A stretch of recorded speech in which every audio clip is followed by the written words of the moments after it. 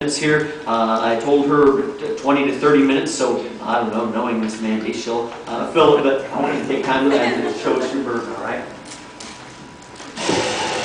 Okay, well this morning I said Wata Wata and you said Mesa. That's good morning and you're fine. Now it's Wachandata and you say Mesa. Wachandata. Mesa. Okay. So what did we say? You say fine. Oh, And if you, I just wanted to make sure I know what we were saying. when I would greet someone in English, if I said hello, they'd go fine, fine. Because that's what they say. In their language, they say fine.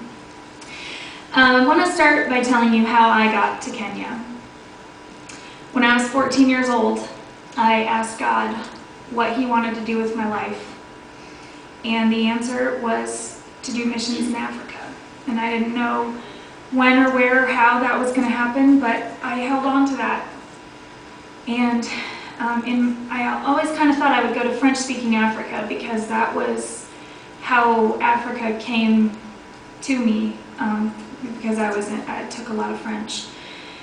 In my early 20s, I began looking at going, but I felt like God was saying, you need to finish your degree. So I moved to Lincoln to finish my degree, and I met Nathan, and he knew about Africa when we got married. And well, this year I was pretty upset over my birthday, which was in July, and I literally didn't talk for a week. And in that quiet time, in my pain, I heard the still small voice of God. And I talked to Esther about going because God was reminding me about the orphans. And I was having a conversation with God, and I said, okay, well, married women don't just usually go on a trip by themselves. But I had this very extensive conversation with the Lord, and I was okay with it, and talked to Esther, and I said, if I do this, I need to have a specific role. And she said, well, we always need teachers. And I said, well, I happen to be a teacher. So I told God that I was going to go if He worked it out. But of course, it's expensive, and this was very last minute. And but as most of you know, I quit my job in May, and I was making myself available for the Lord. And I really think that this was what was happening, was that I was to go to Africa.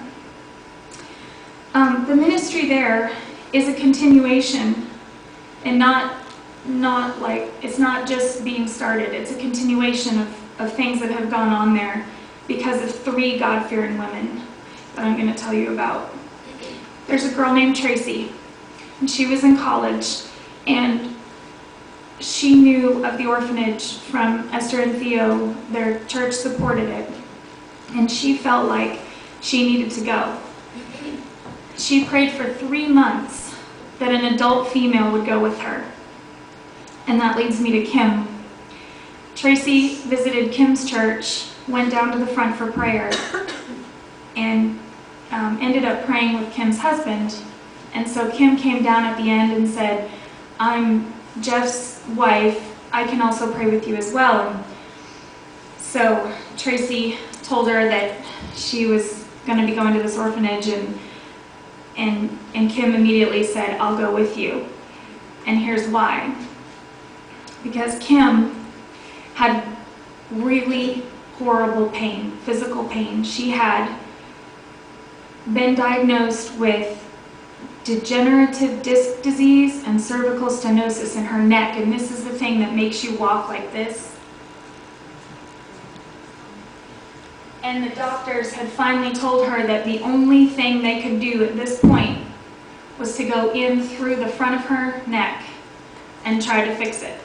And she said no, and she went home and she prayed, and she said, the Word says that God formed me and created me for a purpose, and He had this in mind when He made me, and I want to know what He has to say, what my purpose is. So she started praying this, and He told her on a Wednesday that she was going to go to an orphanage. And on Sunday, she talked with Tracy, and she knew that that was where she was going to go. And she was still in her pain. So she went home, and they prepared for 6 months. And she was praying, Lord, I'll go even with this physical pain, because I know this is what you want me to do. But it would also be good if you could heal me. And he did heal her.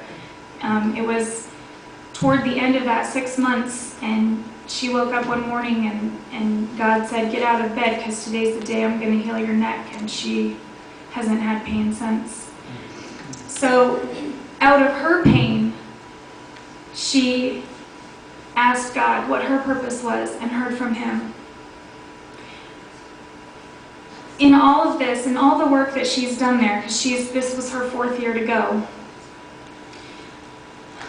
a lot of lessons she's learned and everything. One of the things is, how many people did God tell to go there before she went who didn't go? And what if she hadn't been faithful to go?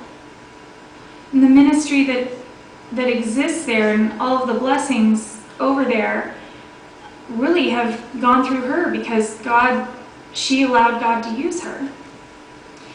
There's a lot of upgrades that are there as a result of Kim going, like the well, that she raised money to have a well put in. There was an actual toilet, which wasn't there the first year. There are buildings that have now been built there on the property that weren't there before she went. There are beds. There are mosquito nets. There's a clinic. There's medications. And all this happened through Kim being used there. And God told her to be faithful. He said, if you'll be faithful for 3 years, I'm going to do something even bigger. So this was her 4th year to go. And last year, after she got back, she started praying for more laborers. The first year, Tracy went with her. The second year, she went by herself. The third year, she went with her friend Bridget. And she was praying for more people to go. And this year, 3 people went. She knew that a concern for the Women's Jubilee that was taking place was transportation. So she raised funds to be able to transport women. And this is now an international conference because of the funds for the transportation. Some women were able to come from Uganda and Tanzania. And they also feed everyone at the Jubilee. She's also working on Beulah Land, is what she's calling it, which is going to be a set of houses that are going to be for people that are persecuted in their families for their faith and for elderly, and they can work some land there so they can tend the land and grow crops and have a place to live, like a safe haven. And she also wants to have a clothes closet and a shoes closet, and to get doctors and dentists to come to the clinic. And since the first year, she's been praying for an airplane. And it really seems like it's going to be close to happening, where she will get a plane to be able to go over and take other people with her and take supplies. I mean, this is a woman of faith. She hears from God a lot, and she's in prayer a lot, and I really believe God's going to do that. She buys local wares there and brings them back to the U.S. and then sells them when she speaks at churches, and takes all that money to be able to send or bring with her when she goes to buy food and supplies and things. And she knows now that God's going to move her on, that she's started here, but just like the parable of the talents, she's been faithful in this, and so now God's going to take her to a new place that needs her to minister there, and she'll continue to go to Bettini, but she's going to be going other places as well. And the other woman, God-fearing woman, is Esther. And I really didn't know her testimony before I got there, but the orphanage exists because of her. And her testimony is incredible. I only got like bits and pieces. I heard it in Kikamba like 4 times, and I got bits and pieces, like few sentences in English, but what I could put together is that she put action to her faith. And she has had this going since the year 2000, and just being able to be with her for a whole month and get to know the fact that she lived in a box. And now all that God has done through her faithfulness. She's lived in a shed. She killed a lynx that was trying to eat her chicken. I have such a respect for this woman. She has done far more for the Lord than I could ever imagine doing. She's touched thousands of lives. They've planted a church. They have a ministry, a school there where they teach sewing to the women and masonry to the men so that they can get skills and go out and have jobs. And I mean, it's just incredible what they're doing. And even people, I met several people that she led to the Lord that are now pastors and leaders over there. And I saw a great marriage in Esther and Theo. And all of this Women's Jubilee that had over 500 people come was started by her, I believe, in 1980. And people told her, no one's going to come to it. And it's still going. And I learned a lot about the different societies, how it seems like we're so indulgent and they're just so modest in their living. Did you know that toilet paper is a luxury? Because I learned that. Because if you don't have money for food and clothes and those things, you certainly don't buy toilet paper. It's not a monetary society. A lot of people don't have jobs. They just grow what they can grow, and they even tithe off of what they grow. They literally give their first fruits to God. I was wearing a sport watch over there, which was a really great thing that I had, and everyone was like, Mandy, what time is it? But the kids looked at that and they said, wow, that's so expensive. And I said, no, it's only about $5. And they were like, that's expensive. It's a totally different way of life. And the Jubilee cost 20 shillings per woman to come, which is about 20 cents. And that was expensive to a lot of them. But when they come, they get meals. And so, I mean, they're getting a lot for that amount of money, but a lot of them just, that's so expensive for them to afford. And the people there are such servants. They pump water all the time. They have to do that for doing laundry. It's all by hand, cooking, all the cleaning. I mean, they do mop the floors and sweep the floors and everything. And I guess I always kind of thought, like, why would you sweep dirt? But it really does make a difference. And every day on the grounds, the kids all go around and sweep, and it really does make a difference. Even just the ability to translate, I'm just so impressed with the people that I could converse with probably about 60% of the general population. And I just feel like we're kind of lazy compared to what they do, you know. And serving God there is a whole different level of faithfulness. We had the privilege of attending a meeting with the pastors. There were about 12 pastors in the area that came, and we got to sit in on this meeting, and the first thing that Theo said was, these men have walked here. Some of them, it's been a day's trip.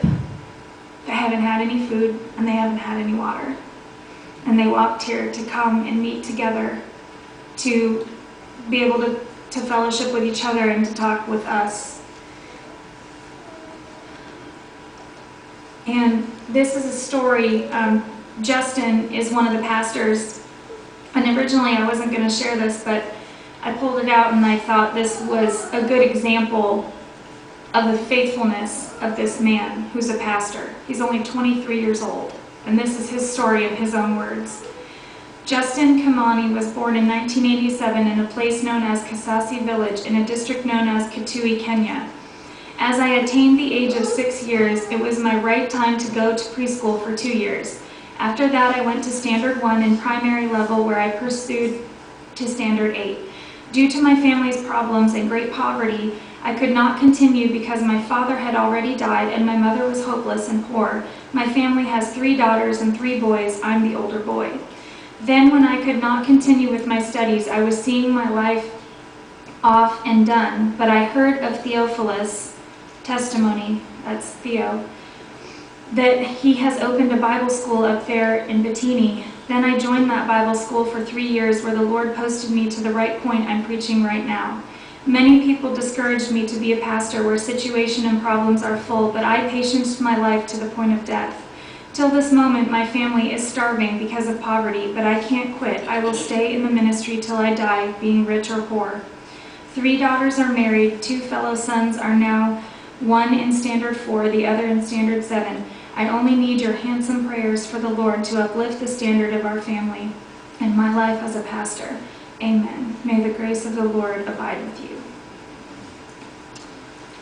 And while we were there, he was one of the pastors who walked for 3 hours and took public transit to get to Bettini.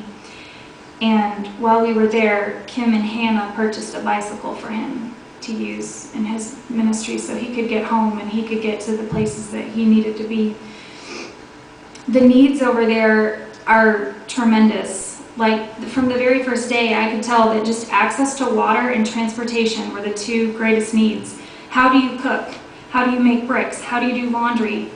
How do you have anything to drink and live if you have no water? And these people have to walk all day sometimes, taking a donkey if they have one in a barrel and finding a source of water and filling it up and going home. And you can only take as much as you can carry. It's just so sad. What they really need is our prayers and our money. And buying local supplies over there is better because we could gather things here and send them over, but then it's expensive to actually clear customs. It costs money to bring the products in. So it's better just to purchase the things over there. And it's as cheap or cheaper usually to get it over there anyway.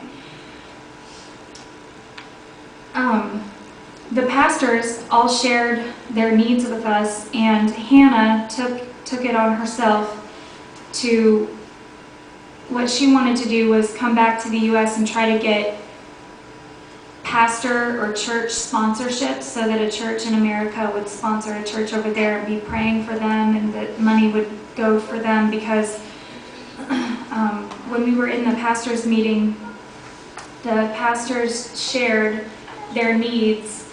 They needed Bibles, but while we were there, Kim and Hannah actually supplied them all with a new Bible. They need food and income. It costs about $145 to feed a pastor and his family for 1 month. And what happens is, if they're hungry and they have no income or anything, then sometimes they'll just up and leave the ministry because they have no food. They have to go get a job and try to feed their families. So what we could do to help provide for them is, there was the idea that if they were all given 2 goats, then the goats could be a source of income and food for them, and they could take that profit from the goats and then gather all that money together and then buy a corn grinder. A corn grinder is about $3,000, and it would take a year to turn a profit on that. But if they could do this, then they would have a continual source of income to be able to spread among the pastors. And transportation, of course, like I said, is a huge need. The bicycle's less than $100. A used motorbike's $500, and a new motorbike is $1,000, or even money for public transportation. They also need church buildings. I have a picture of one of them. It's just pathetic, really. They a lot of times it's not even that they need the money for a building. It's like there's not even supplies. because you have to have water to make bricks. And if they don't even have that, then they really can't even build something better. And they also have started a bank account so that they could pool their resources when a church or a pastor has a need for food or a building, that they could have that to give out as needed. And for their faithfulness, like I said, because they will walk away from the ministry if they have nothing, if they have no support. And there's denominations over there that will give food out to their members. So there's this temptation for them to leave and go join a different denomination so they can get some food. And clothing as well. Every single one of those guys wore a suit, and it was totally piecemeal. But they had a suit on. They had a shirt, they had a tie, they had a jacket, they had the pants, and they had the nice shoes. And they even were clean too. I would notice, like, after they would walk, their shoes would get dusty, but every day they would be clean again. And they just have so much pride. They want to look nice to show everyone that they serve a good God. And they, you know, if they can't even afford food, they can't be buying clothing for their family either. A lot of the people over there don't even eat a meal every day. It's just such a different way of life. And what Kim does is she tries to do like one-time child sponsorships. So we got photos of each one of the kids and their name and their age, and she prints them off, and then whenever she goes to churches and speaks, she has a set price for each one where someone can just give that donation and pray for that child and know that that money is going to go to support that child for that month or whatever amount of time. I have a prayer request sheet if you guys want to hand those out. On the bottom, I've printed the name of each one of the children at the home right now. There's 56. I think there's a few more than that, but they were away at school, and these were the 56 that were there at the time that we got pictures of. So if you wanted to have all their names and pray for them, I am giving that to everyone. And the prayer request for Kenya for the orphanage needing clothing and definitely shoes and food, and to be able to grow some crops and medical. Whenever one child gets sick, then usually several children get sick and they have to take them all to the doctor, and it's expensive, and there are some school fees that they have to pay sometimes. They need workers there. There are 2 women and a cook that are there, but if they get more children, they really need more workers to be there to care for the kids. The kids don't have mosquito nets. The federal papers, the orphanage is actually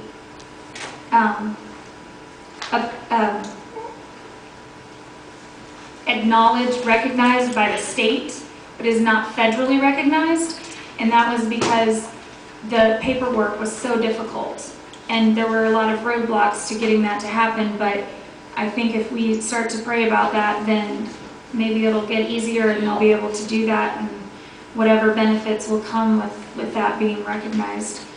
They need livestock and sources of money, and the field trip to Kitui. The children are always asking. Kitui's the bigger city that's an hour away.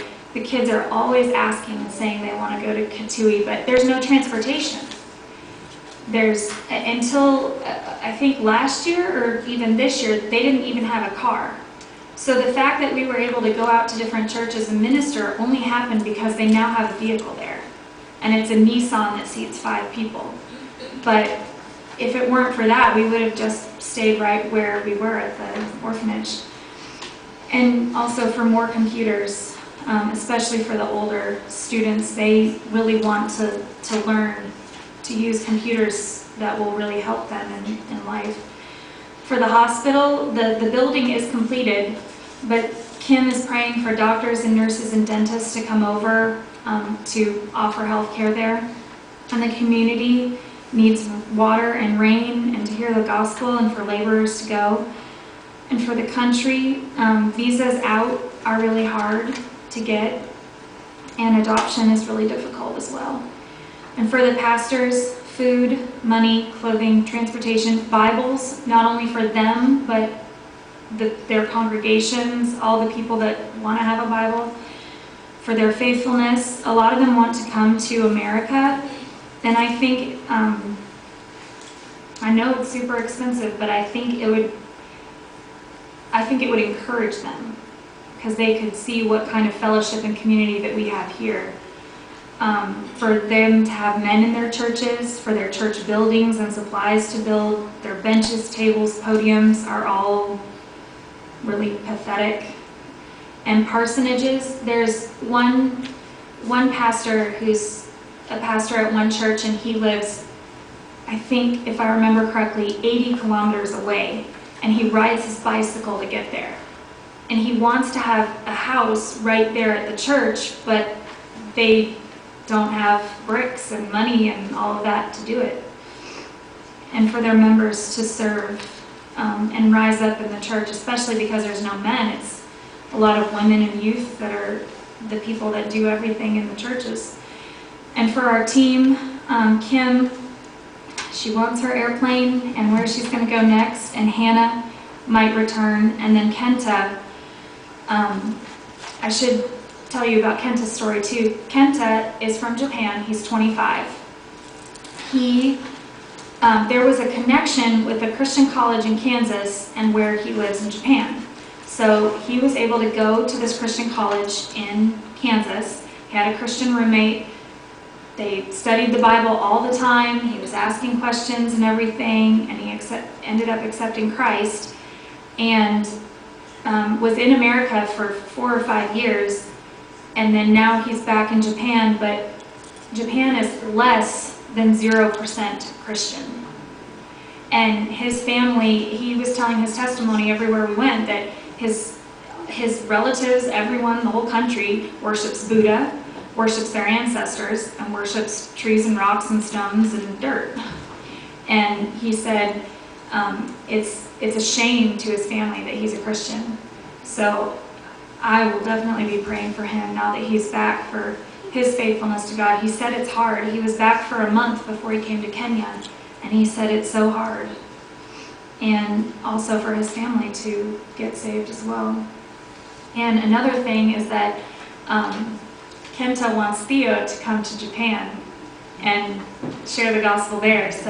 And they went to the embassy and got applications. So maybe Theo will go to Japan and preach to Kenta's family and friends.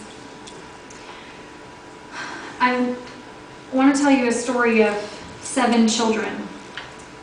This was probably the one that's the most touching, because it's probably one of the most severe. Years ago, when Kim started going, she heard that some triplets had been born, and the mother didn't make it through the birth, and the father had died before the triplets were born, and there were 4 older children. And a Catholic mission took in the triplets. And I don't know where the older kids were. I think they were just wandering around fending for themselves for several years. But all 7 of the kids are at the orphanage now, and they're all reunited and healthy and well. And I have a picture of the triplets, a lot of pictures of the triplets, and they are absolutely precious. And it's sometimes, a lot of times you forget that the children that are there have no family. But when you stop and think about it, it's just really heartbreaking that those little babies, those 3 boys, will never know their mom or dad, and if it weren't for this orphanage, where would they be? I've learned a lot of lessons in this trip, and one of them was the importance of asking. I know we all know the scripture, ask, seek, knock, but it's just really come alive for me recently in Kim's testimony of asking God about her purpose and how I ended up going to Kenya. And I also realized that I am qualified to go and do what I did because I'm saved, and I have a lot to share because I go to church and I read the Bible. And that's more than those Christians over there have. So just the fact that you sit in church and you hear preaching all the time and you have a Bible that you may open occasionally means that you could go and share. People here, people all over the world, because it's more than a lot of people have ever experienced or heard.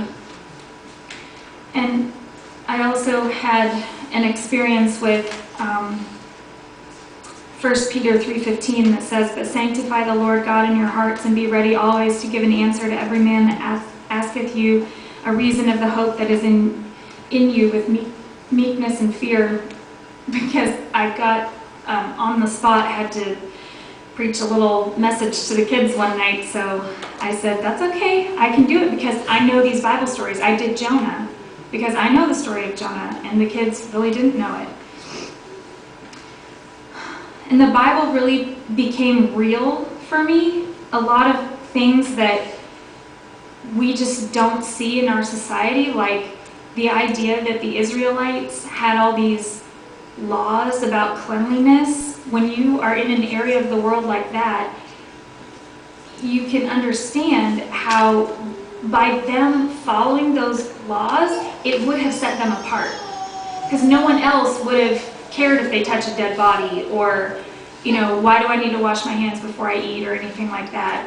And I had so many examples of how the Bible came alive, about like the multitudes following Jesus and not having anything to eat. I can see now how that happens. We just don't really have an understanding of that in our society. And also just God's provision for everyone in the world, for everyone. Because if you live out in the bush in Africa, how are you going to cook a meal unless there's a bush out there that you can use for firewood? It's just those kind of things, that everything that God put on this earth for everyone to use, that I don't think we really have a concept of here. And also the idea that Solomon and Job were so wealthy. And I always thought, I don't know why I would attribute the wealth that they had to God, but in a society like that, because around us there's a lot of wealth, but over there you can see that with Esther and Theo in their ministry, they have so much in an area where nobody has anything, and it really is a testimony to what God has done in them and through them. So on this trip, I was able to love orphans, to get spiritually and physically fit, to teach the Bible, to learn about these pastors' needs, and to have compassion for these people. And I'll go to my pictures now, and this will go a lot faster. Go ahead.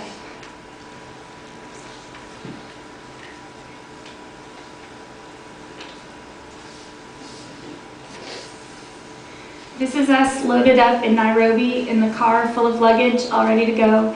Kent is in the back, Kim is next to me, and Hannah next to her. Go ahead. Go back. Yeah. We passed a camel farm on the way out, and I guess it was for milking them, I think, if I remember correctly. And we were told that it's not often that they're up by the road, but we actually got to see all of them that day. This is the scenery on the way out from Nairobi. Took a lot of photos of the scenery. Just really beautiful, and it's incredible that it's so green and it's so dry there. Another scene. It's kind of a mountainous area and hilly. This is in Kitui. We stopped and got some groceries before making the final hour trip. This is our first meal when we got to Batini. There's avocado, some kale, banana and papaya, tomato and onion, rice, and chapati. This is a photo of the church, the outside of the church. These are some of the kids with me the first day. They absolutely loved my hair. They were playing with my hair all the time. But they don't understand how rough they are. They don't know that that hurts. This is my room. You can see the mosquito net. We had foam mattresses, maybe about 6 inches thick, on wire frames, and we put our luggage on the empty ones just to keep them off the floor from the bugs and the scorpions and all of that. Just another scenery photo. These are some of the pastors that had gathered. They would get together quite often whenever they could. This lady, Purity, and her son Alex, they came by because she was not feeling well. She was basically having an anxiety attack, and she ended up coming to the Jubilee and accepted Christ, and she was joyful and happy and was not bogged down by the world anymore. There's pumping water at the well. This is the street right outside of the church and orphanage area, looking up toward the town of Bettini. About a quarter mile up on the left is Esther's house and Esther's property, and then if you keep going about 3/4 of a mile, you get to the town. One day we walked about 2 miles to a place called Kalamba, and we walked to the top of this big rock, and this was one of the scenery photos looking out. I don't know if you can really see the red, but it was absolutely beautiful in that scene. This is one of the pictures of the Women's Jubilee with over 500 women there. And they get a meal they get several meals when they come to the Jubilee, but Kim had also raised funds for everyone to leave with a bag of corn. So that was Theo handing out corn. There they are eating their meal, and everyone has to bring their own bowl, cup, and spoon when they come, because there's no way that they would have over 500 sitting around to be able to feed everyone. The first 3 there are the triplets, and they are just playing with an old tire, making a little train. This is a dry riverbed that we drove through to go to one of the churches to minister. And we said, well, what if there were water in it? And Esther said, then you don't go to the other side. This is a church. And this is another church. So they're not all as destitute as the one before, but they aren't all this nice either. There's a mix in between. And I put that in for you, Pastor. Yes. These are my little kitty friends that ended up sleeping in my room. Some round huts. Kim loved the round huts, so I took lots of pictures of them whenever I could see them. And this is the car getting stuck. Esther's driving. But it got stuck because it was really steep, and when we were on the way to this church, the church members the day before had actually widened the road. No car had ever come through here. And a lot of these churches had never had visitors, especially not white people. So, I mean, it was just incredible. This was about probably an hour away or so, and we went to a place called Kavui. On the left, that's the pastor, and he had a motorbike, and so he was leading us to where we needed to go, but she ended up we were stuck here for 20 minutes. She had to back up and then try again, and after lots of pushing and everything. So we were always just really grateful whenever we arrived somewhere.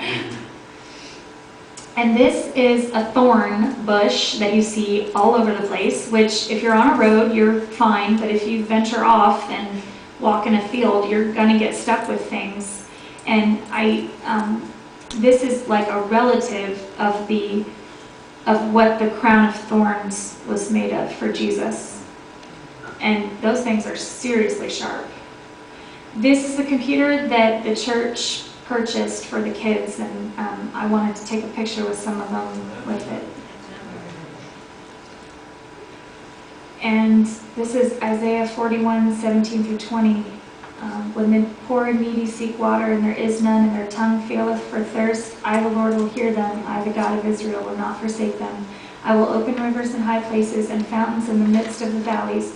I will make the wilderness a pool of water, and the dry land springs of water. I will plant in the wilderness the cedar, the shittah tree, the myrtle, and the oil tree. I will set in the desert the fir tree and the pine and the box tree together, that they may see and know and consider and understand together that the hand of the Lord hath done this, and the Holy One of Israel hath created it.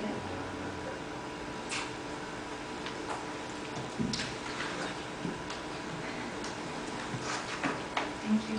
Amen. Amen.